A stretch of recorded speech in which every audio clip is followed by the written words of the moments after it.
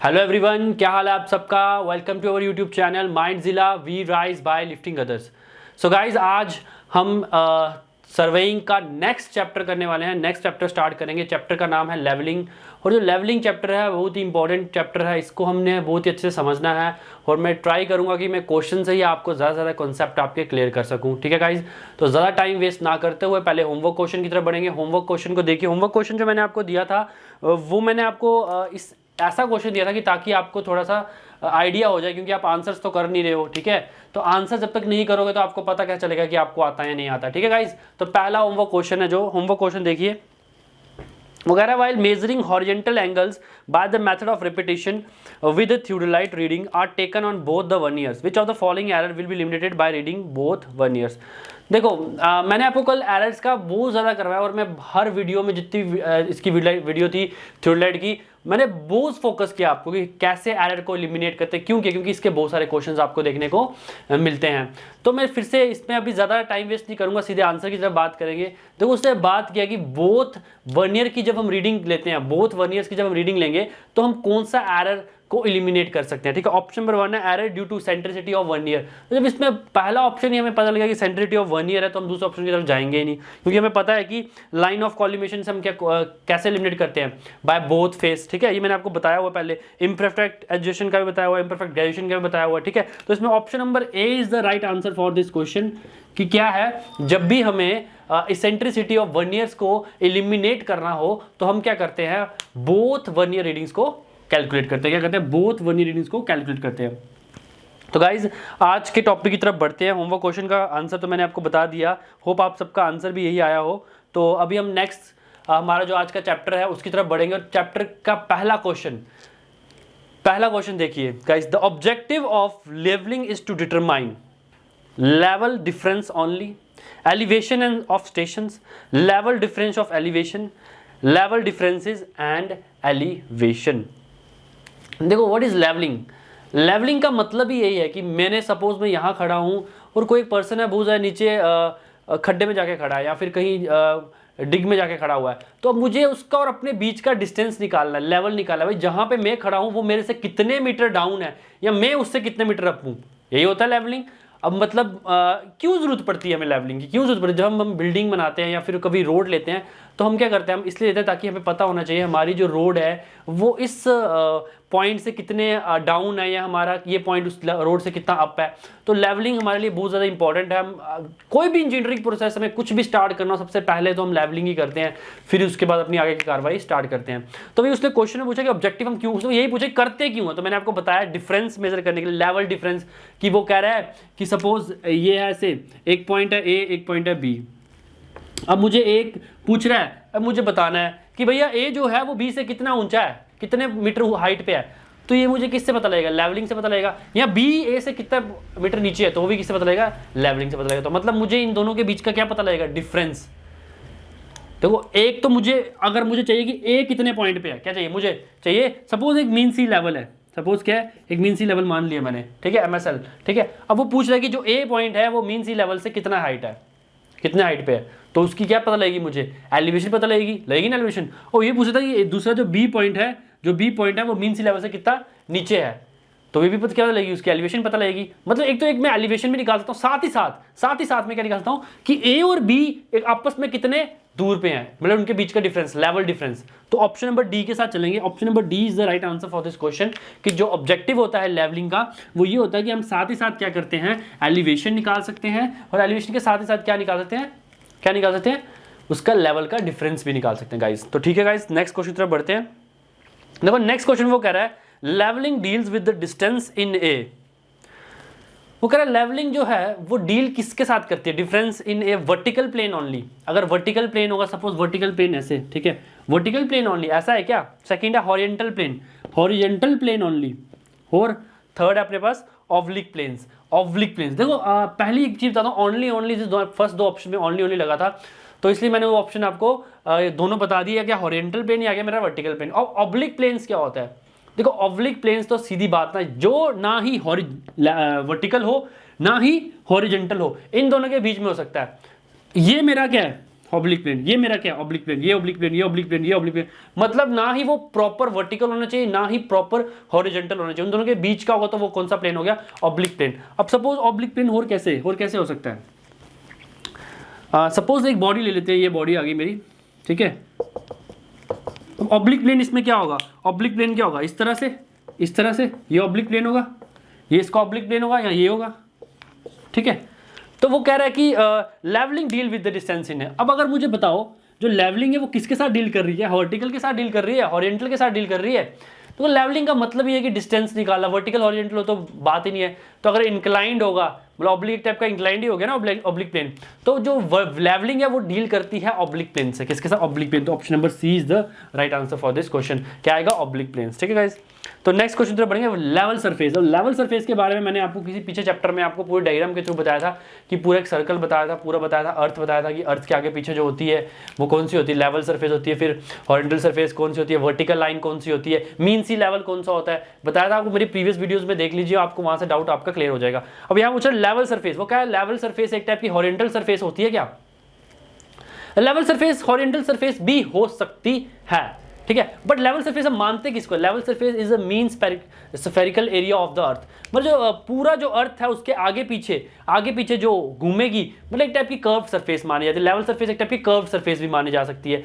तो अभी अगर मैं ऑप्शंस में देखूं, यहाँ पे हॉरिजॉन्टल है, इंक्लाइंड है, कर्व्ड है, हॉरिजॉन्टल एंड इंक्लाइंड है, तो we go with the option number D, horizontal and inclined. तो option number D is the right answer for this question, क्योंकि जो लेवल सरफेस है, लेवल सरफेस ये अर्थ है, अगर तो मैंने आपको पहले बताया लेवल सरफेस क्या होती है, जो ये इस तरह से पूरे अर्थ के जो स्फेरिकल को क्या करे, सर्कल करे, ठीक है।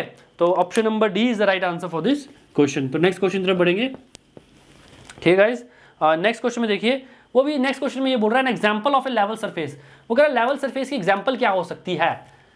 तो जो लेवल सरफेस की एग्जांपल है वो आपको मैं बता दूं, still water in a lake, पहला option is the right answer, ठीक है। जो पहला ऑप्शन है, वाटर जब रुक, स्टिल वाटर में ठहरा हुआ पानी, लेक के अंदर जो ठहरा हुआ पानी होता है उसको भी एक लेवल सरफेस मानी जा सकती है।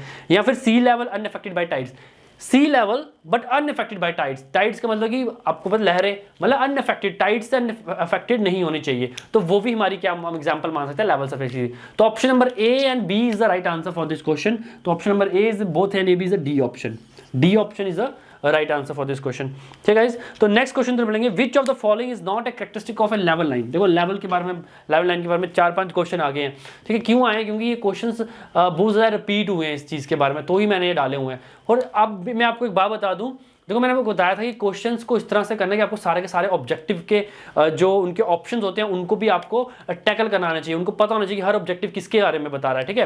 वो कह रहा है विच of the following is not a characteristic of level line, वो कह रहा है लेवल लाइन की इसमें से कौन सी ऐसी चीज़ है कि जो इसकी कैरेक्टरिस्टिक नहीं है। हम देखते हैं, इट इज़ ए कर्व्ड, मैंने अभी आपको थोड़ी देर पहले ही बताया कि लेवल जो सरफेस है वो क्या है, कर्व सरफेस मानी जाती है। तो जो लेवल लाइन है वो क्या होगी, कर्व लाइन, कर्व सरफेस होगी, ठीक है, पहला ठीक है। All point on the level line are the same, are at the same elevation. अब वो कह रहा है कि जितने भी पॉइंट्स है लेवल लाइन पे वो सेम एलिवेशन पे हैं, ठीक है। देखते हैं, every element of a level line is perpendicular to the direction of quality, ठीक है। वो कह रहा है कि जो लेवल लाइन है वो perpendicular to direction of quality, ठीक है। तो इसमें option number B is the right answer, option number B is the right answer. जो सेम एलिवेशन वाला जो है वो नहीं हो सकता, ठीक है। क्या नहीं हो सकता, same level, all the point on the level line are at a same elevation, ठीक है, ऐसा नहीं हो सकता, ठीक है। Option number B is the right answer. तो नेक्स्ट क्वेश्चन पे चलेंगे।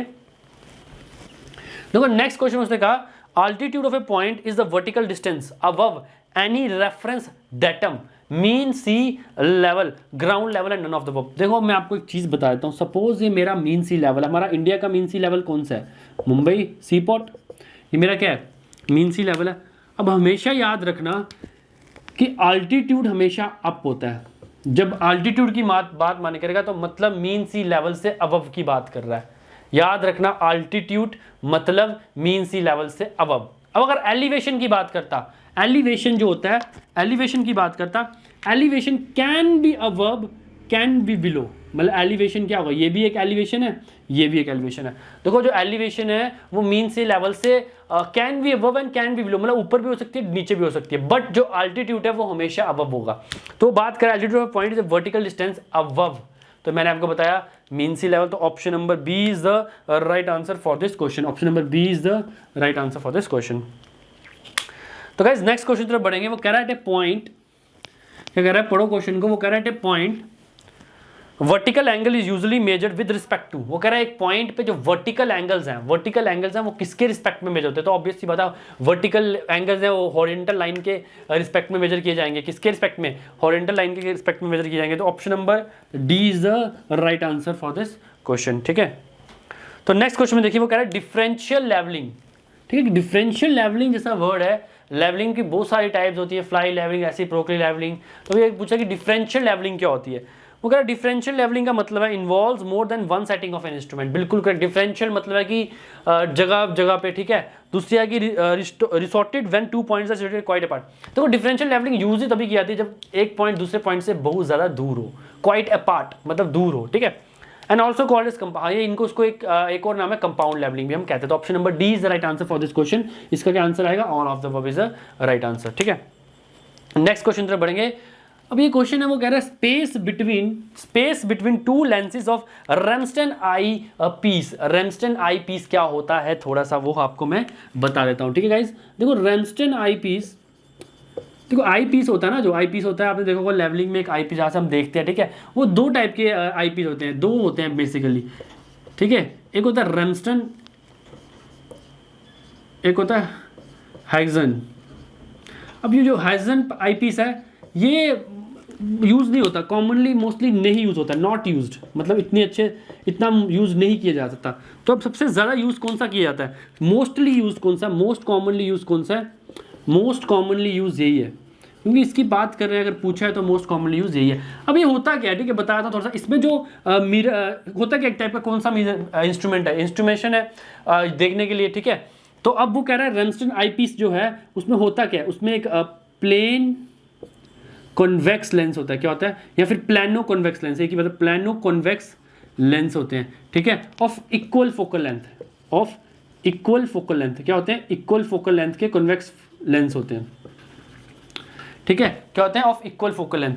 अब अगर बात करें रेमस्टन आई पीस की, उसने पूछा कि डिस्टेंस पूछा, स्पेसिंग पूछी है, तो होता क्या बेसिकली, होता इस तरह से है कि ये आपस में आमने सामने होते हैं बिल्कुल। ठीक है, क्या होते हैं? जो ये आई पीस होते हैं, जो लेंसेज होते हैं, वो आपस में आमने सामने होते हैं, बिल्कुल एक दूसरे को फेसिंग टुगेदर होते हैं। तो ये कौन सा था? रेमस्टन आई पीस। उनके बीच की जो स्पेसिंग है, इनके बीच की जो स्पेसिंग है वो 2/3f होती है। क्या होती है? 2/3f। ठीक है, कितने 2/3। अगर अब कल को पूछ ले, अब आज उसने रेमस्टन आई पीस पे, कल को पूछ ले भाई हाइजन आई पीस के बीच की स्पेसिंग क्या होती है, ये भी सेम होती है, ये भी कितनी होती है? 2/3f होती है। बट डिफरेंस क्या होता है? डिफरेंस ये होता है ये अपोजिट होते हैं। ठीक है, ये क्या होते हैं? आमने सामने नहीं होते। अगर एक ऐसे इस तरह से है तो दूसरा कैसा होगा? ये इस तरह से।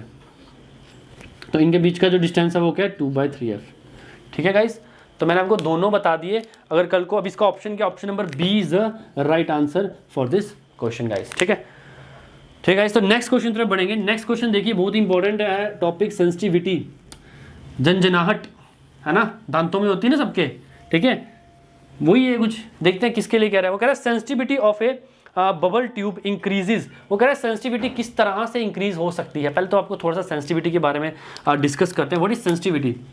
देखो सेंसिटिविटी किसकी बात कर रहा है? बबल ट्यूब की बात कर रहा है। सेंसिटिविटी देखो, सेंसिटिविटी की छोटी सी डेफिनेशन लिखाता हूं। एंगुलर वैल्यू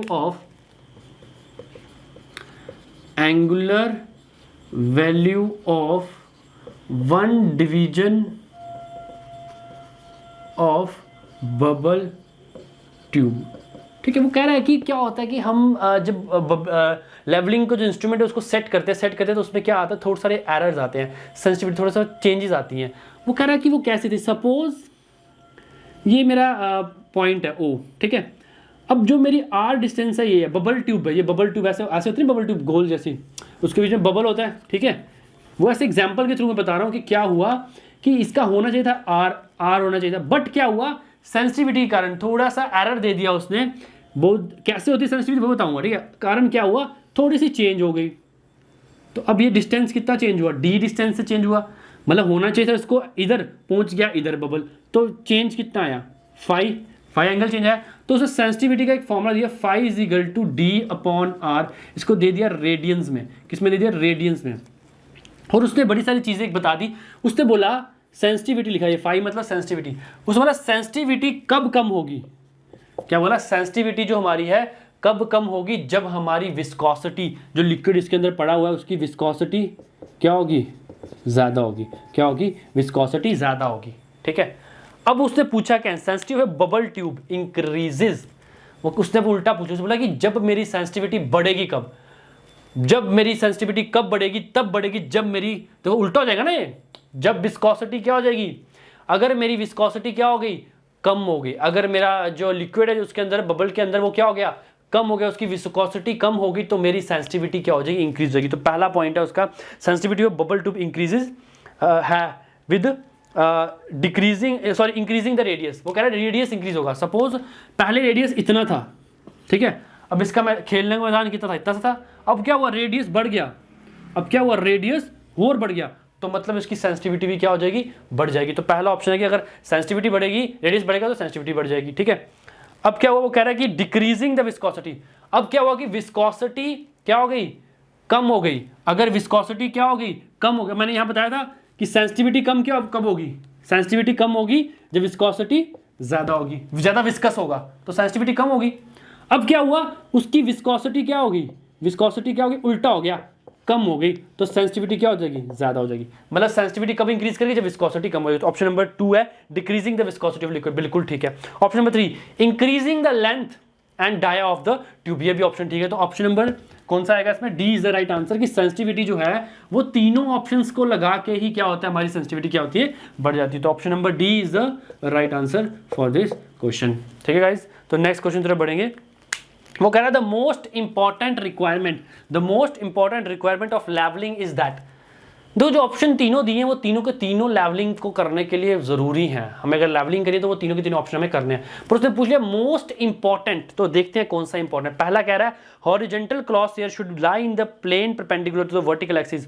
दूसरा कह रहा है axis of bubble tube should be perpendicular to the vertical axis. तीसरा कह रहा है line of sight should be parallel to the axis of bubble tube. तो ऑप्शन नंबर सी के साथ चलेंगे। जो लाइन ऑफ साइट है जहां से हम देखेंगे वो हमारी कैसी होनी चाहिए? पैरेलल होनी चाहिए एक्सिस ऑफ बबल ट्यूब के। तो मोस्ट इंपॉर्टेंट रिक्वायरमेंट है ऑप्शन नंबर सी। ठीक है गाइस, तो नेक्स्ट क्वेश्चन तरफ बढ़ेंगे।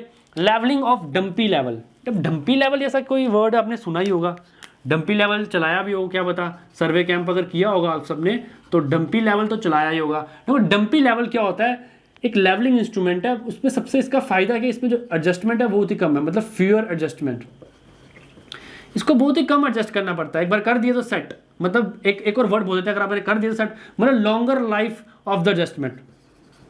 क्या होता है? Longer life of the adjustment. करता क्या है ये? करता तो वही है, लेवलिंग इंस्ट्रूमेंट है, तो लेवल ही करेगा भाई। लेवलिंग के बारे में बताएगा, वर्टिकल डिस्टेंस के बारे में बताएगा, डिफरेंस के बारे में बताएगा। ठीक है, वो कह रहा है levelling of a dumpy level is done. वो कह रहा है कैसे करेंगे? To make the vertical axis truly vertical. वो कह रहा है जो वर्टिकल एक्सिस को ट्रूली वर्टिकल मान के करेंगे। The line of sight truly horizontal, जहां से देख रहे हैं वो हॉरिजॉन्टल होनी चाहिए, truly horizontal. The optical axis truly horizontal, none of दो। देखो जब डंपी लेवल है ना, उसको अगर मैंने खड़ा किया एक बार तो वो क्या होगा? वो मतलब जो हमारा वर्टिकल एक्सिस है वो क्या होना चाहिए? Truly vertical. तो ऑप्शन नंबर ए के साथ चलेंगे। जो वर्टिकल एक्सिस है वो हमारा क्या होना चाहिए? ट्रूली वर्टिकल होना चाहिए। ठीक है गाइस, तो नेक्स्ट क्वेश्चन तरफ बढ़ते हैं।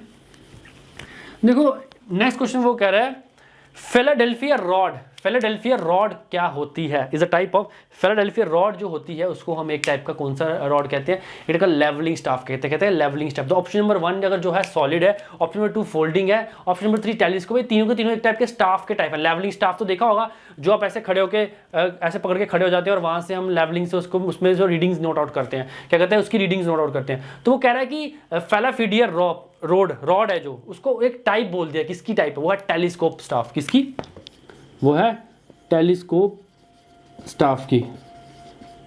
तो option number C is the right answer. ठीक है, टेलीस्कोप स्टाफ। अब वो पूछ रहा है स्टाफ, लेवलिंग स्टाफ की लीस्ट काउंट क्या है? तो 5 mm कितना होता है? 5 mm। याद रखना है लेवलिंग स्टाफ जो है उसका जो लीस्ट काउंट कितना होता है? 5 mm। ठीक है गाइस, तो नेक्स्ट क्वेश्चन तरफ बढ़ते हैं।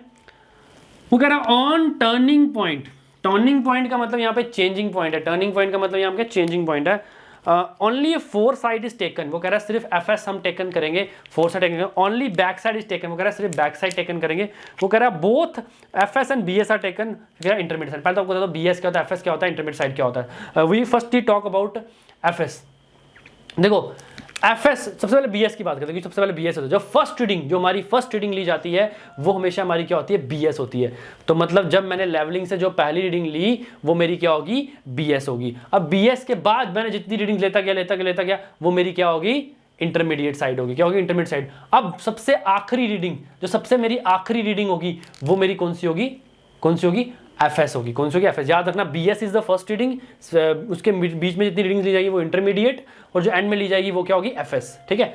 अब वो कह रहा है टर्निंग पॉइंट। अब सपोज मैं यहाँ पे लेवल मशीन लगा रहा हूँ, ठीक है, यहाँ पे मैंने लेवल मशीन लगाई है, ठीक है, ये मेरी लेवल मशीन है, यहाँ मैंने स्टाफ रखा है, ठीक है। अब मैंने यहाँ से रीडिंग ले ली, ये पॉइंट है ए, ठीक है। अब मैंने यहाँ से रीडिंग ले ली, पहली रीडिंग ली, तो मतलब ये मेरा क्या हो गया, मैंने आपको बताया अभी थोड़ी देर पहले, पहली रीडिंग ये मेरा बीएस हो गया। क्या हो गया, बैक साइड हो गया। ये मेरा क्या हो गया, बैक साइड हो गया। ठीक है। फिर ऐसे ही मैं क्या किया, ऐसे ही मैं बढ़ता गया, ये मैंने यहाँ पे एक और रीडिंग ली, ठीक है, और ये मेरी लास्ट रीडिंग थी। ये मेरी क्या थी, लास्ट रीडिंग थी। तो ये मेरा क्या हो गया, ये बी पॉइंट है, ये मेरा क्या हो गया, एफएस हो गया। ये मेरी लास्ट रीडिंग थी। अब आगे मैं बढ़ नहीं सकता क्योंकि यहाँ पे क्या हो गया, हिल आ गई। तो मैंने क्या किया, इंस्ट्रूमेंट को उठाया और रख दिया इधर, इंस्ट्रूमेंट को उठाया और रख दिया इधर। अब मैंने क्या किया, इस स्टाफ को यहां से नहीं हिलाना है। ऑप्शन नंबर जो बी पॉइंट है, यहां से स्टाफ को मुझे क्या करना है, नहीं हिलाना है, इसको यहां पे रखना है। मैंने फिर यहां से रीडिंग ली, अब मेरी ये कौन सी हो गई, बीएस। तो मतलब जब टर्निंग पॉइंट, जब मैंने अपनी लेवलिंग मशीन को सी पॉइंट